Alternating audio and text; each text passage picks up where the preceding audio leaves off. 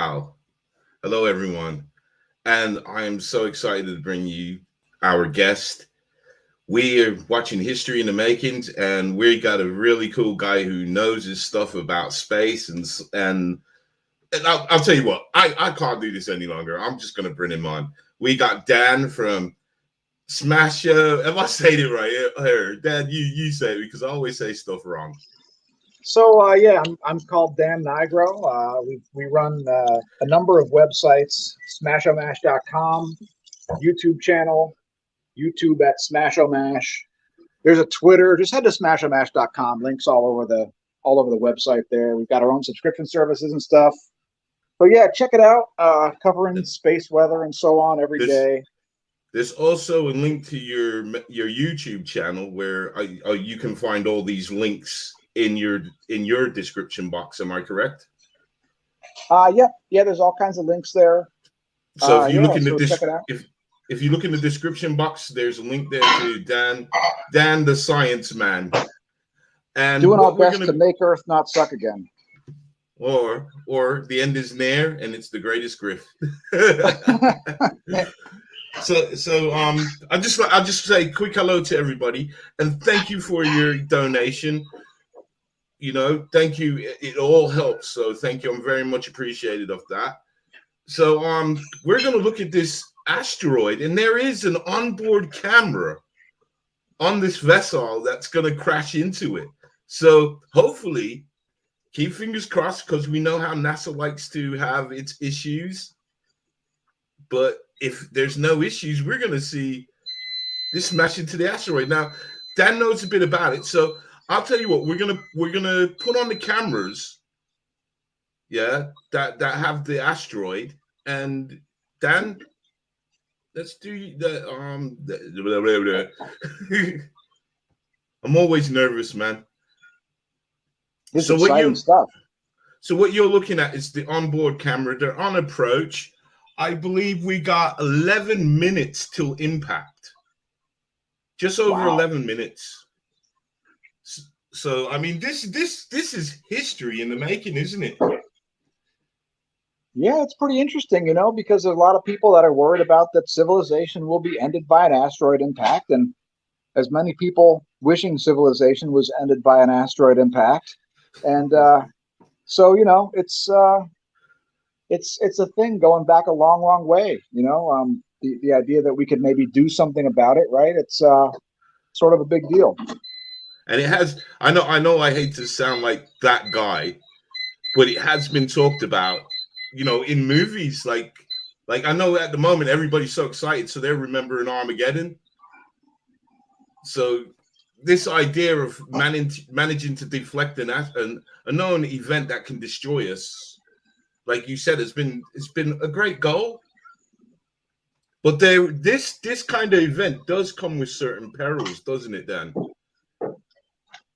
Well, I know there are concerns about if we try to destroy an asteroid that was very close to the Earth, that it could actually lead to a worse situation than a single impactor. Because if you broke a large impactor into multiple impactors, you could have more of a worldwide impact as opposed to a single impact. So I know that's something that's been talked about. But I think it's completely unscary, and that it's exciting about the possibility that you can maybe alter the trajectory of it by a little nudge or something like that.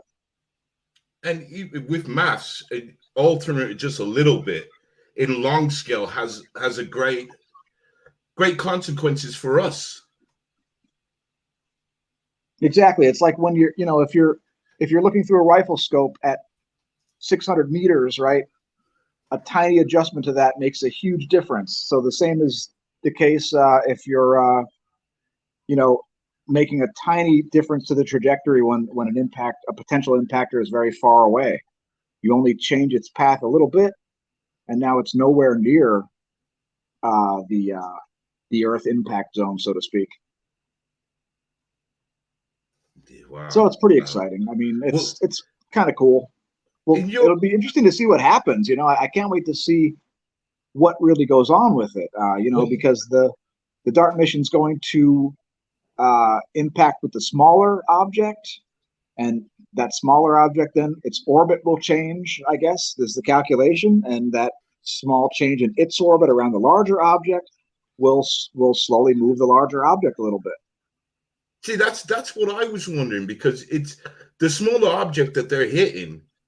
It seems to be like, the best way I could describe it is it's its moon, because it's in an orbit around the bigger object. So Yep. by them hitting that object and displacing that object, are they going to displace the bigger object? Yeah, probably. I mean, because remember, when it comes to an orbit, whether it's a solar system or the Earth-Moon system, the Earth and the Moon are orbiting each other. The Earth and the Sun are orbiting each other.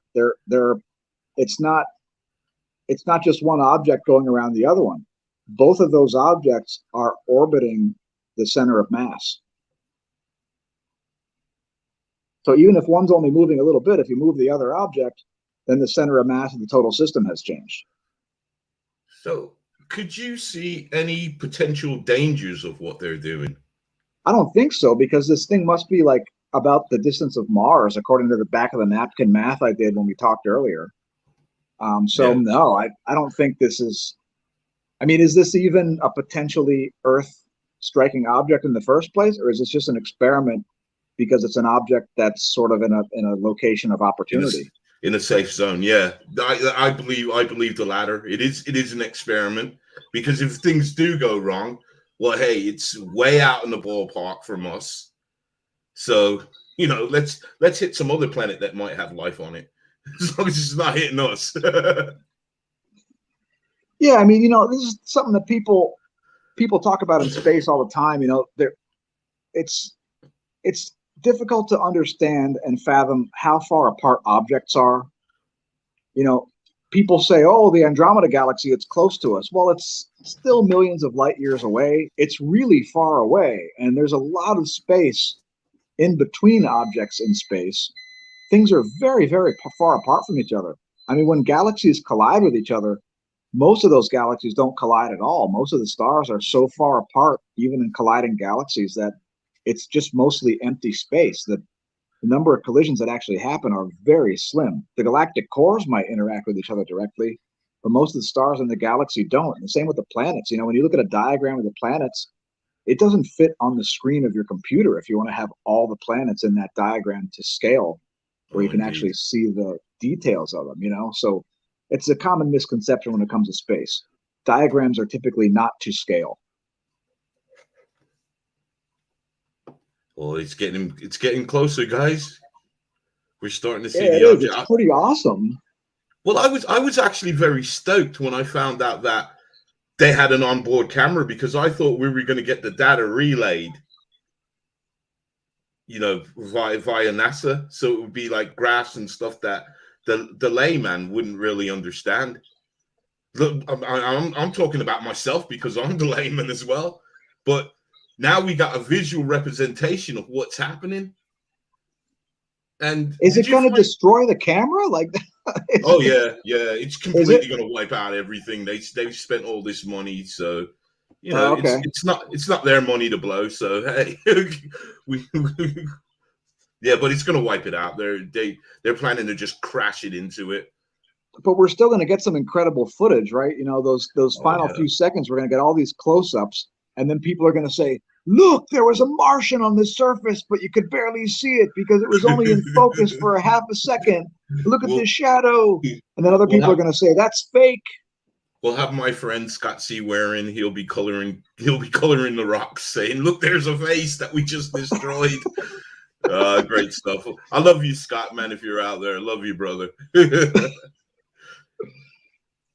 Oh, it's all in good fun. Wouldn't it be so cool if something extraterrestrial turned up and said, and kind of got caught on this camera? That would be cool. While we're watching it live, we actually see a UFO sighting. What if the asteroid jumps out of the way at the last second? Oh man. All the boffins would go nuts. So I just want to say a quick hello to everyone as well that's here. And please show some love for Dan. check out his channel if you're interested in space weather and just generally the space. He has a really good channel. I mean, I do catch some of his shows when I'm free, and I do say hello to you. But I actually do cover meteorology every day. A while ago, we were compartmentalizing all of our videos and putting them in actually 3 different sections for the space weather portions, and then a separate meteorology video. And our viewers would prefer all the videos together. So we've just switched it around now, and it's like about a half-hour video most days, and everything's all together. Please forgive me. I'm in the process of cooking. I had to work late today, and I wasn't expecting it. Thank you so much. We're gonna see what you're having too. This is like live show at its best. We get to see the science guy. What does a science guy eat? Half of a large steak is Yep. Oh, thank you. Oh man, half of a large steak. You got to get that proteins to get the brain matter to be working. So yeah, for real. While Dan's doing his things, I'm just gonna say, guys, there's gonna be no UFO footage. And if you check out, if you can wait for our next live show, I have got. If you remember the face, do you guys remember the face that appeared in the TV static? Well, like I say, sometimes, when I put these videos out and I say, look, I can't source this stuff, but I put them out. The person whose footage it was got in contact with me. We've been chatting today. He sent me over more footage. So I do have an update. I have a location. I have a date. I even have the room number to where this took place. So I do have additional never seen before footage so far, unless he sent it to somebody else as well who's going to post it. So I will be doing my live show not this Wednesday, but next Wednesday, unless something happens, like a good event like this. Oh, we're watching Dan cook, you can't get no better than this, man. You can't get no better than this. Yeah, you're getting some insider information that most people on our own channel don't see. And by the way, thanks for having me on. I always appreciate joining somebody, especially with a massively larger channel than ours. We only have about 2,600 subscribers, despite all the popularity of things like space and space weather these days. Little known fact, Elon Musk ought to watch our channel, because if everybody remembers when he destroyed all those Starlink satellites by launching them during a solar storm, if we would have watched our channel, he might not have launched them and saved millions of dollars. There you go. So Elon Musk. And to be honest, Elon Musk does watch the channel. He's a good fan of mine. He does wear my t-shirts every so often. Yeah, sure he does. Damn. Oh, here we go. Look at it, man. All right, guys, I'm going to lose us. This is unbelievable. Look at that. It's hidden, man. It's hidden.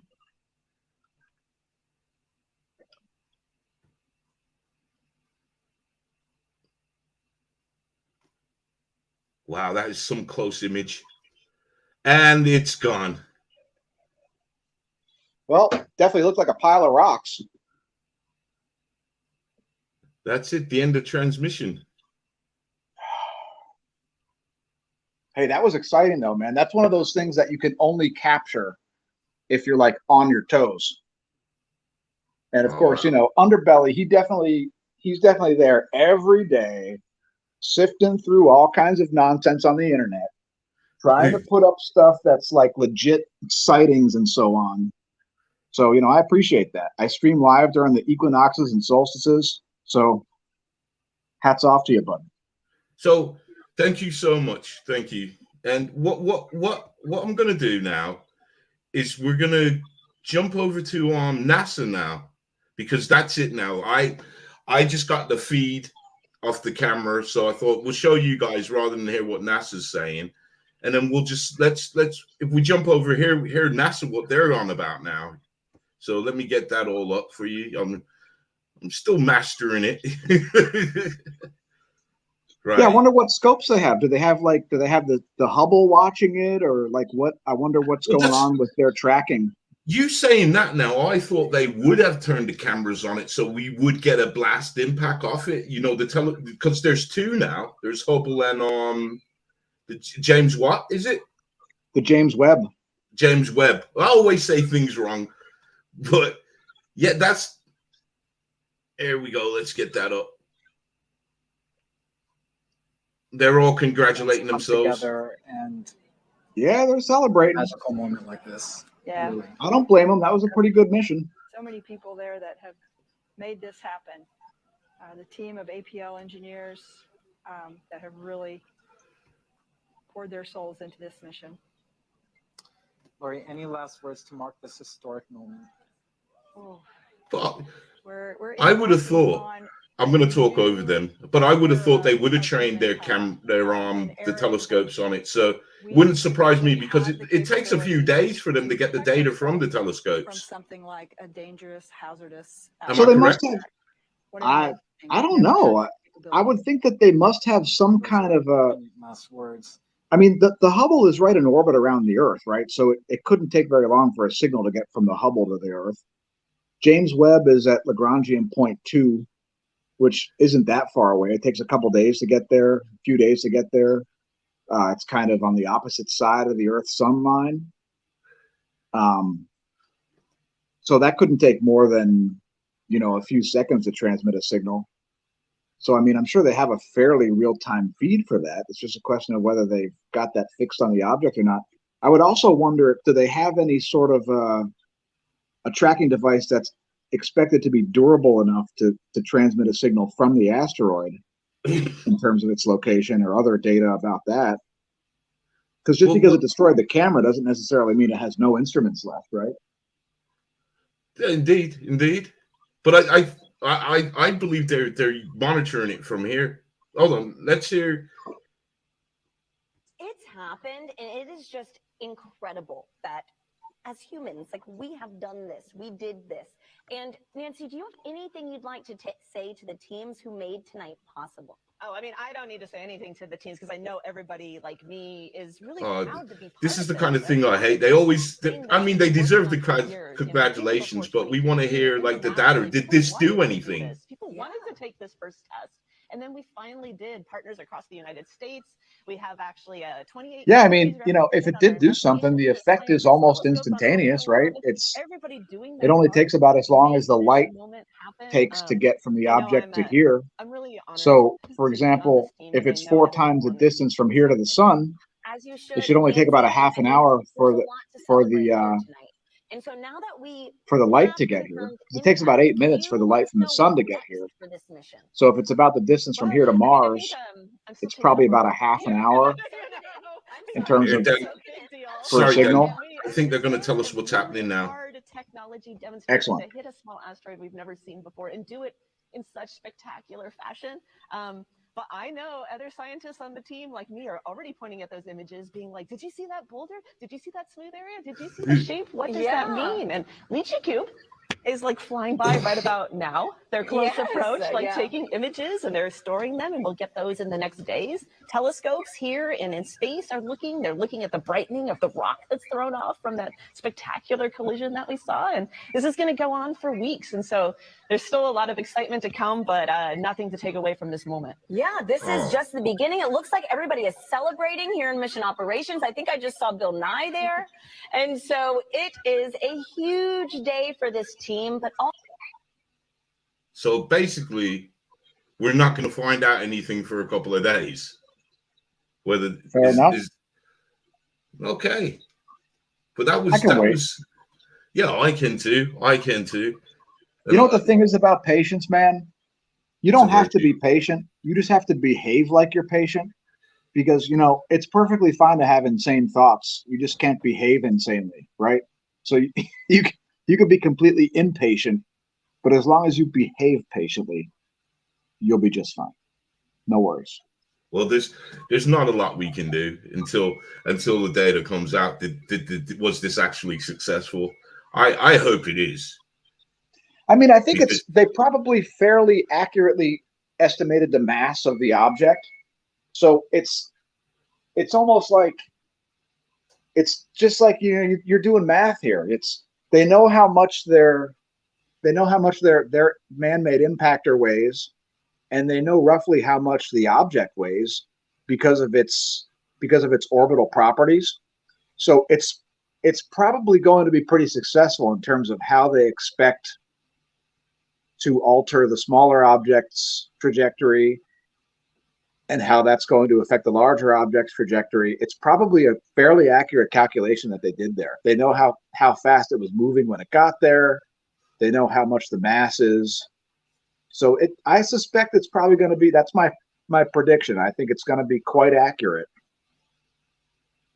Well, then could I would ask the question then, because being they know what this object is made of, what happens if, like, their intentions to use this is to deflect any asteroids that are coming for us, but how would they be able to tell what the asteroid is made of coming for us? If it's like, if say they spot it within a month, do they have enough time to calculate what it's made from?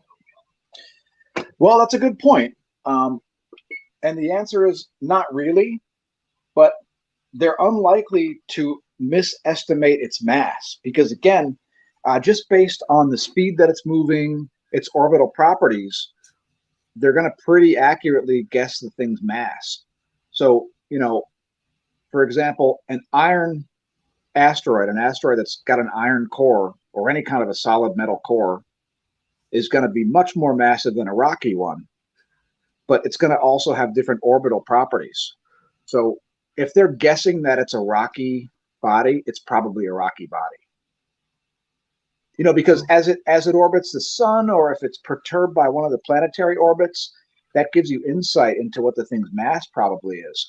So when you measure its size and its likely mass based on its orbital properties, there's basically a formula that goes in there with the gravitational constant, and you can quite accurately guess what it's made of just with those parameters that you see by looking at it through a telescope. So would it matter if it was made from metal, like like we do get? It wouldn't matter at all. Not for this. They could still pull off the same thing. Not for this, because if you were trying to explode it, right, that would make a huge difference, because if you try to destroy a rocky body, turn it into dust, that's a completely different amount of energy required than trying to destroy an iron body. Because, I mean, just think about it. Go take a solid piece of iron and hit it with a hammer and see what happens, and then hit a regular rock with a hammer and see what happens. The rock smashes into bits, and the piece of iron gets a dent in it. So, yeah, it's not going to matter, because as long as they guess the mass correctly, the impulse of their object striking that mass is likely to change its orbit in the expected fashion. Wow. So yeah, it's pretty cool. Yeah, that was pretty cool to see the impact. I mean, I was kind of stoked when I saw that they did have a camera. So I mean, you hooked me up. I got off work like 7 minutes before I had to be on this podcast, and I started the steak, fed the man-eating fish, and got on there. Actually, I was feeding the fish while your countdown was happening. They were trying to eat me. We have trained attack fish here. But yeah, I mean, you hooked me up. I wouldn't have seen that live had you not brought it up. So thank you very much for that. That was just awesome. No, thank you for being here. I think we should just call it at night, because we saw what we wanted to see. We seen the object get hit. We're not going to get any raw data for, like, I believe they said, for the next couple of days. So in turn, we don't know if this worked, but if it did, we just watched a piece of history being made. Which, oh yeah, for sure. That's all I wanted everybody to be a part of, because this is something that they're going to learn about on September the 20, wherever you are. I mean, in England it's the 27th, but in America, where they're going to take it, they're going to say it's September the 26th at whatever time, 2022. We moved an asteroid. Yep. So, and guys, thank you for turning up to see this, and Dan, give yourself a shout out again, man, because you know it's a quick stream. I've got no UFO videos to show you. I need to put together the static in the TV footage because, like I said, he sent me over some new footage. So, you know, the next live stream I will have that on. Hello, Helen. So, Dan, give yourself tell everybody about yourself again. I'm gonna look for my lighter while you do that. All right. So a little bit of background on me. I've been studying cosmology since about 1981 or so, 1980, something like that.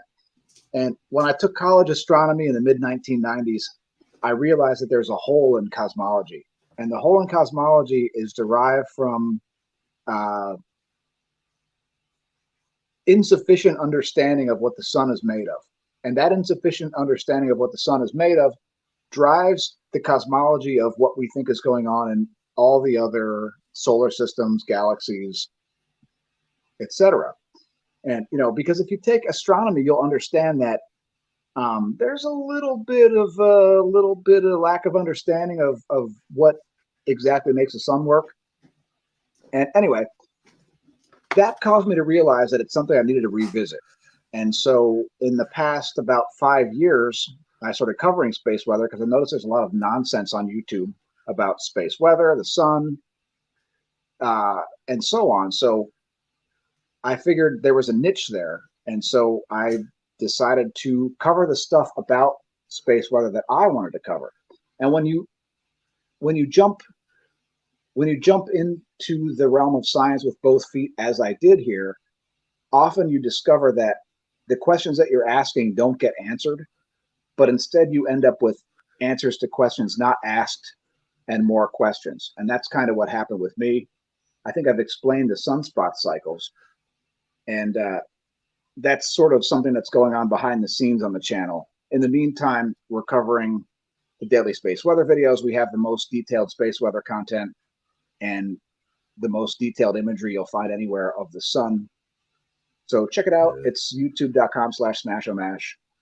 While you're here, I know you want to have your quick dinner, but if there's anybody out there that has any questions right now for Dan while he's here about space or space weather, I know that he's always happy to answer. So if you do have any questions, put them out now. Put a Q in front of them so I know it's a question. And thank you, Jeff. And Hell 21, how you doing? Okay. Yeah. How y'all doing, man? But what did you guys think about seeing that thing smash a rock that was so many, what is it, hundreds of millions of miles away? It took us about 10 months. It took them 10 months to get there. So all this has been 10 months in the waiting. And I mean, I'm pretty stoked about this. Is one part of the internet that I truly enjoy, because these are things that we as normal Joes sitting at home wouldn't be able to see. You know, 20 years ago, we wouldn't have been able to see things like this. Now we can sit at home and watch a rock being hit from another planet. All right, we have a question for you, Dan. Uh-oh. And it says, what do you know about the Van Allen belt? They were a good band. So, I mean, I can't really cover what I know about the Van Allen belt in a nutshell, like during this video, but so that there are actually really two Van Allen belts around planet Earth, and they're an important part of space weather. We cover what's going on in the Van Allen belts every day on the channel, whether it's the total electron content. Yeah, so that there are basically what's going on is in the Earth's magnetosphere, there are two main belts of radiation. They consist of charged particles like protons, ionized material moving at very, very high rates of speed, bouncing back and forth from pole to pole and so on in Earth's field-aligned currents. And the constituents of the inner versus outer Van Allen belts are a little bit different, but there's some material flying around very, very fast, and they're belts of what you'd call radiation. not electromagnetic radiation, but it's particles. Particles moving very, very fast in Earth's magnetic fields. And so, yeah, so that's basically, in a nutshell, what the Van Allen belts are. We show a diagram of it every day toward the end of our video and our bonus, what used to be a separate video, our bonus features segment.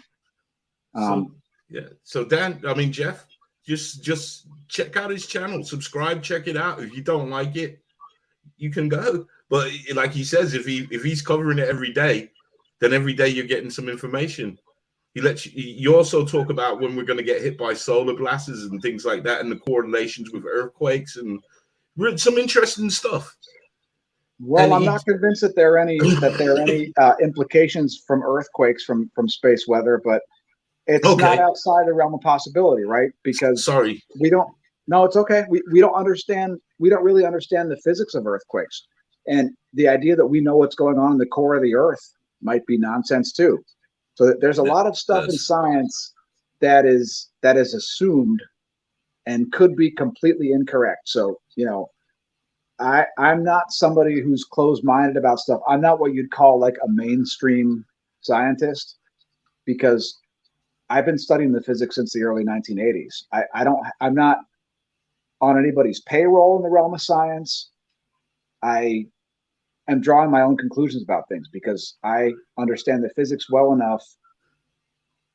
And it's all because of cosmology, right? Because, put it this way, a lot of the stuff that I believe about what's going on with the sun will rewrite cosmology and even sciences like geology, because there's some pretty serious stuff going on right now. If my explanation of the sunspot cycles passes peer review, it's going to be one of the most important papers in like 150 years. So just putting that out there, doing my part to make Earth not suck again through facts. So we like it. We like it. I'm not one of these channels that's trying to grift and be like, do what I say and buy the bunker that I told you about because you're gonna be saved when you repent from your evil ways. Like, I'm not trying to say anything like that. I have no kind of priorities except for facts. I'm a fanatic about one thing: the truth. Yes.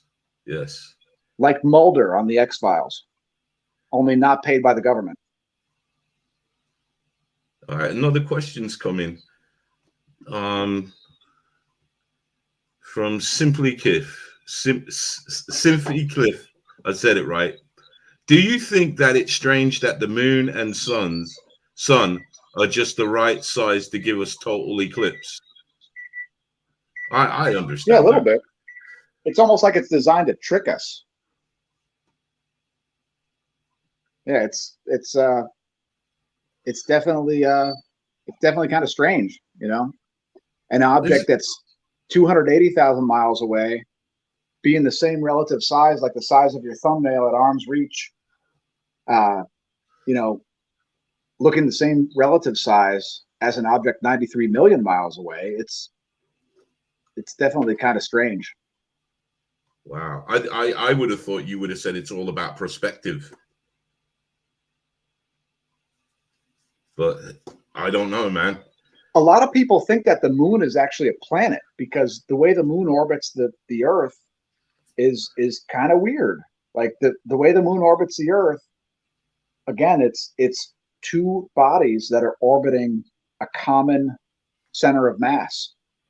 So if you look into information about the moon's orbit versus the Earth's orbit, they're kind of, it's not the normal satellite orbit that you have as you would see around other planets. The Earth-Moon relationship is kind of unique too, as pertaining to other bodies in the solar system. See, well, I mean, it's for another show, and I know that have you eaten your steak yet? No, man. It's just done cooling now. So. Okay. You let it rest for it to be ready. Yep. You don't want to cut it because if you cut it open, it'll continue to cook on the inside. So if it's done just right, you want to like what I do is I put it in the microwave. So there's the finished product. Oh my God. That looks good, man. That looks good. You're making me and some people hungry already, man. Well, I know it's pretty late there, but it's only pushing 8 o'clock here. It's a little bit late for me to be eating, but there were a lot of people to help in the realm of insurance. So that's something I do. I'm also a pro bicycle racer. I'm a guy who wears many hats, both literally and figuratively. There's one of my bikes. So there's a lot of stuff going on over here, and the operation has barely even started making content. So that's why I'm thankful that on such short notice you could come over and join us, because I mean, like, I thought there would have been some sort of more scientific stuff. I'm really glad what was going on and that you could have your input on this. We could hear your input. By the way, viewers, the way that Underbelly found me is because I discovered a damaged piece of equipment. So the Solar Dynamics Observatory is a telescope that orbits the Earth. It flies this weird figure-8 orbit around the equator, kind of around the Eastern Pacific Ocean. And the SDO, it just looks at the sun all day long. And the one day we saw some weird stuff going on in the SDO, and I was just busy at the time. So I just, because it's YouTube, there's so much nonsense on YouTube. We don't mind putting up the occasional thumbnail or title that isn't necessarily, it's a little questionable. And, just because people are going to tune in and click on the video, because, we are a monetized channel after all. And Underbelly noticed the content because it looked like there was an object there, and it was an object maybe, I don't know, 1/3 the size of the Earth, but it wasn't an object. It was a dead pixel on the SDO. And when we looked at it further,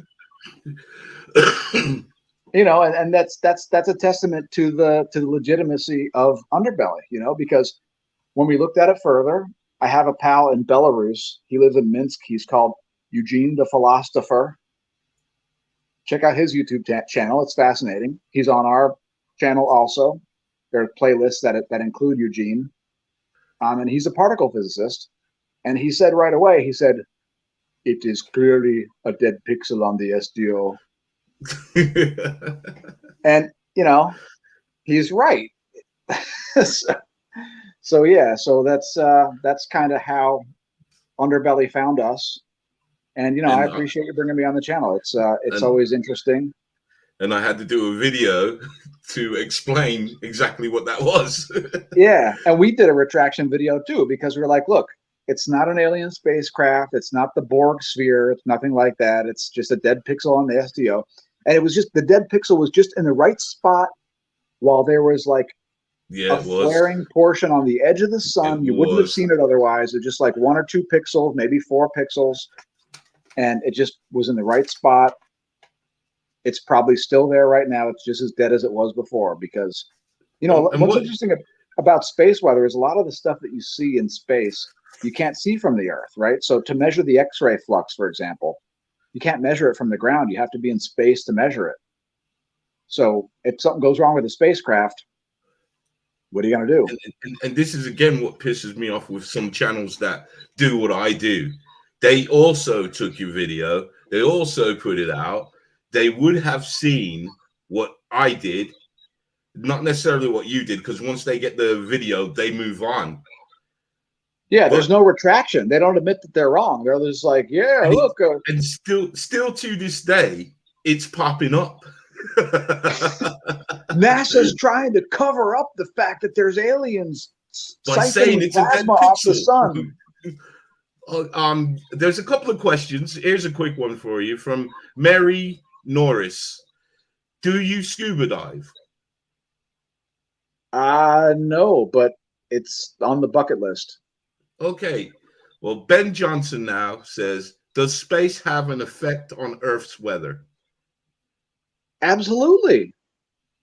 I mean, so the main thing that affects Earth's weather is convection, which is air coming up in the daytime and then falling down at nighttime. So the infrared radiation that makes it all the way to the surface absolutely affects Earth's weather. I mean, the reason hurricanes happen at the end of the summer is because the oceans are the hottest at the end of the summer. So the infrared radiation making it to the ground level is 100% affecting Earth's weather. Now, of course, the sunspot cycles and Earth's weather cycles aren't correlated. There's no 11-year cycle to Earth's weather as there is sunspot cycles, but there are many features that aren't fully understood. So, for example, at solar minimum, cosmic ray flux is at the highest level that it gets. At solar maximum, cosmic ray flux drops. So we see an inverse proportional relationship between cosmic ray flux and solar cycles. Cosmic rays are known by many people to cause cloud nucleation to happen. In other words, it's possible that cosmic rays from a distant galaxy or star could make the planet cloudy for thousands of years. Wow. Wow. So yeah, space weather absolutely affects the Earth. Doesn't our magnetosphere, our magnetic shield protect us from this? For the most part, right? Because solar protons don't make it all the way to the ground level for the most part. I mean, a few might somehow make it through, but the majority of solar protons, they get relegated to Earth's field-aligned currents, which are at the poles. So, you know, these protons, solar protons, are coming in at right now probably about 300 kilometers per second. That's a very fast speed. But as they arrive at the Earth's magnetosphere, they're forced to slow down because of Earth's magnetic field force lines. And when they do that, they release energy. That's part of what the aurora borealis is. So, yeah, like when you see the aurora borealis, that's an indication that you're being protected from solar radiation by the sun. It's the effect is those particles are being slowed down, and when they do so, their energy state changes. And when their energy state changes, sometimes they emit radiation. That's what the aurora borealis is. There you go. That's pretty cool stuff, huh? It's pretty weird. I mean, it wasn't well understood until basically the 20th century, you know, and only since the 1970s did we realize that certain aspects of the solar cycle were really going on. So, you know, we didn't even know that there were things called coronal holes that happen. You know, as a solar cycle happens, people know that sunspots, we get more sunspots and less sunspots throughout the solar cycle. What most people don't realize is that the solar polar fields reverse. So throughout the sunspot cycle, the North Pole becomes the South and the South Pole becomes the North. And in that period, you get coronal holes across the solar equator, and all kinds of things happen in addition to the sunspots that mankind didn't know about until the 1970s, because you can't see the extreme UV portion of the electromagnetic spectrum unless you're in space. So, you know, it wasn't until the space age that we really realized a little bit more information about the sunspot cycles. Look, okay, there's a question from Spear Thrower. Let's see. It says, through one of the channels in the Georgia Guidestones, you could see the North Star. A time-lapse video proved that the North Star didn't move in a 24-hour period. With the question, how? Yeah, so because that's part of the North Pole is the North Celestial Pole. And what that means is that all the other stars in the sky orbit the North Pole. In the daytime, all through nighttime, Polaris stays in the same relative position. Now, on about a 20,000 year scale, it definitely moves because all rotating objects precess. So if you've ever spun a top, you notice that the axis of the top kind of moves around in a circle as it spins. That's called precession. So Polaris is not always the Earth's North Pole.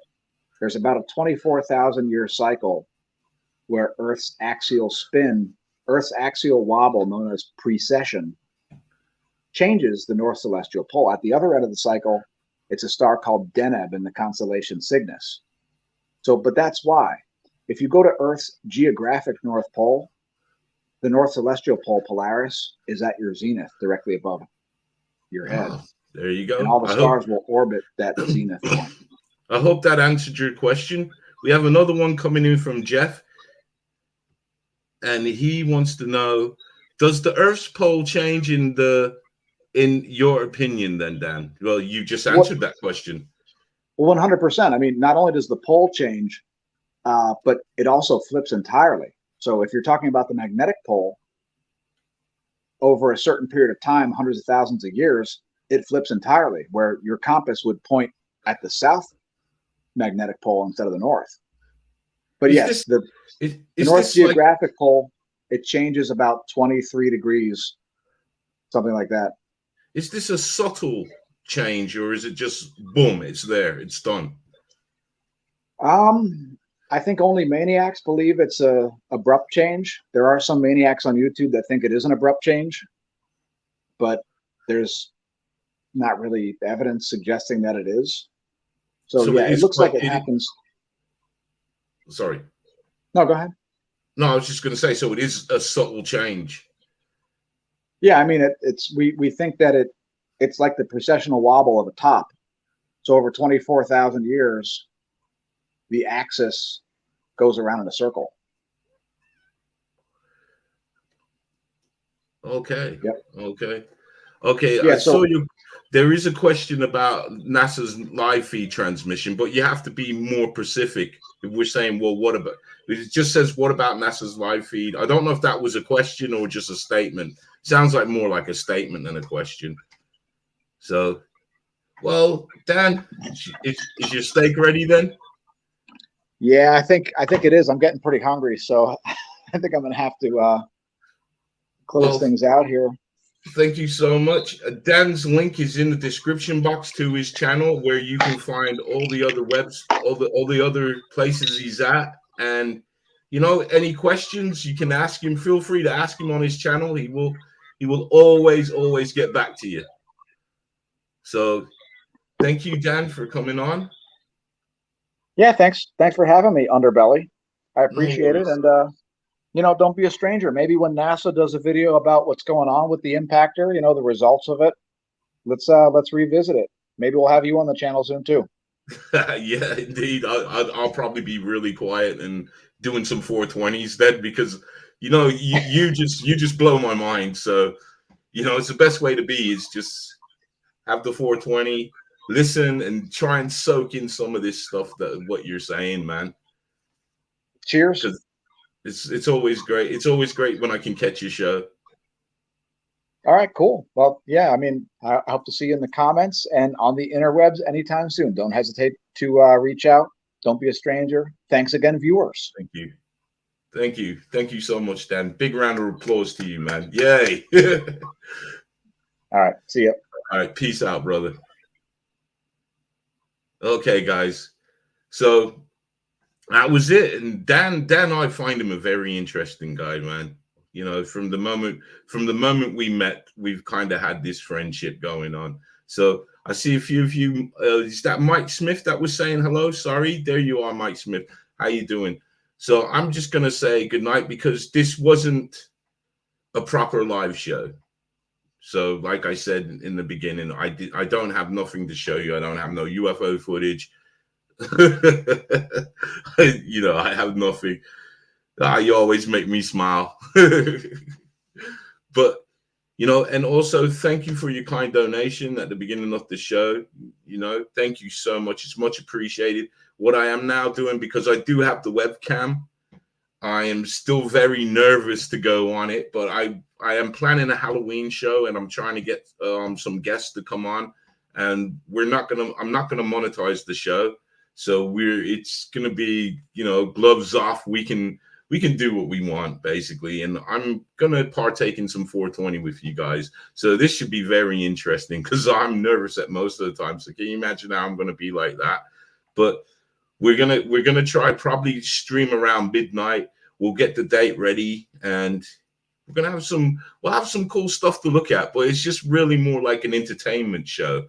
So I've got some horror story cartoons lined up that are pretty cool. And that's basically it. Hopefully we'll get a couple of guests on that can talk. At the moment I'm talking to a paranormal investigator, and I'm hoping he'll come on and we can show one of his stuff, one of his videos that I absolutely love. I was gonna do a video on it, but when I looked at the video as a whole, I wrote to him and I said, look, cutting up your video would be just terrible. I wouldn't do your footage any justice by cutting it up. So what I've decided to do is show the whole video and have him come on and talk about it, because he seems like a very cool guy. So I hope he can come on. So yeah, okay, enough talking, man, enough talking. Thank you, Brenda Weaver. I hope I said your name right. Trojan, thank you, man. Thank you, everyone that turned up. And, you know, I thought that was pretty spectacular. Like, I'm always impressed. Whether people believe that this is real or fake, man, that's up to them.